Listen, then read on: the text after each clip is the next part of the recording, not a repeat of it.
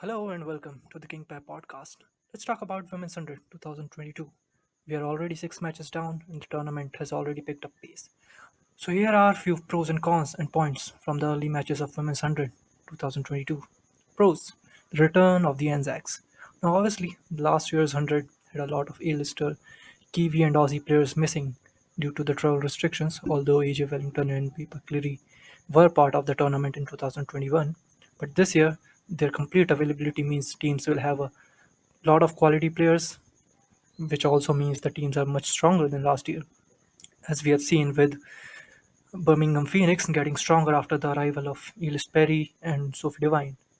Now, also, the average first inning score in 2021 after 6 games was 128, which is roughly 6.4 runs per set or 7.68 runs per over.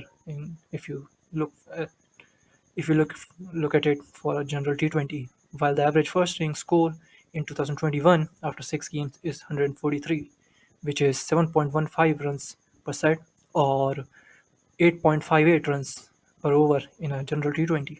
Also, the number of sixes hit after 6 games in 2021 was just 17, while in 2022 the number of sixes hit after game 6 is already 30, which is basically 5 sixes per game. Also, the scoring rate in the 100 2021 was 6.05 after game number 6, while the scoring rate in the 100 2022 after game 6 is 7.05 runs per set. That is a great improvement over the last year. Now, moving on to cons, the biggest con of 2022 100 till now has been the bad fielding. A lot of matches have seen the fielding standard being pretty low, with a lot of missed fields and drops. Although there were a few instances of great efforts in the field, like Sarah Glenn taking the great catch to dismiss Lizelle Lee in the Manchester Originals versus Trent Rockets game, or Laura Vulvard running out Alice Monahan from the wide long on boundary. But out of that, the general standard fielding has been pretty low. Now, talking about the Laura Vulvard situation for Northern Superchargers. Now, Laura Vulvard is someone who usually bats at the top and usually takes a while to get going.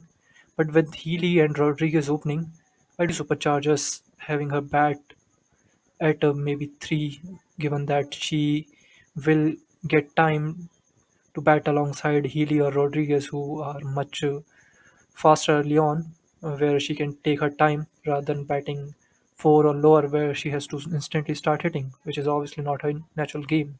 So that can be much better for her if she bats at like 3 or at best 4. Similarly, the Trent Rockets and their middle order. Now, their top order is made of Eels Villani, Nat Siver, and Briony Smith. But they're also missing Meg Lanning, who could have been the source of stability in the middle order.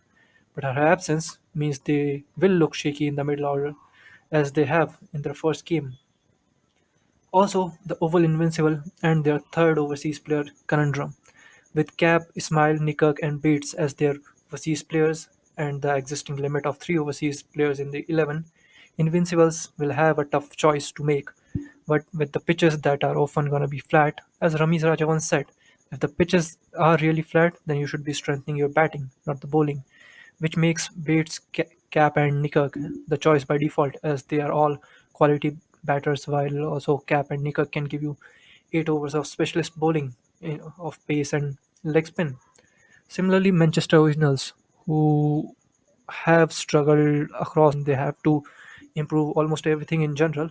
But one thing I'd love for them to try is maybe try bat Kate Cross at 5 while maintaining the top 4 of Emma Lamb, Lizelle Lee, Deandra Doughton, and Amy Satterthwaite.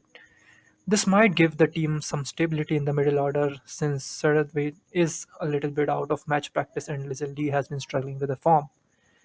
And that is it. Please let me know what you think of the Women's 100, and I'll see you next time. Cheers, goodbye.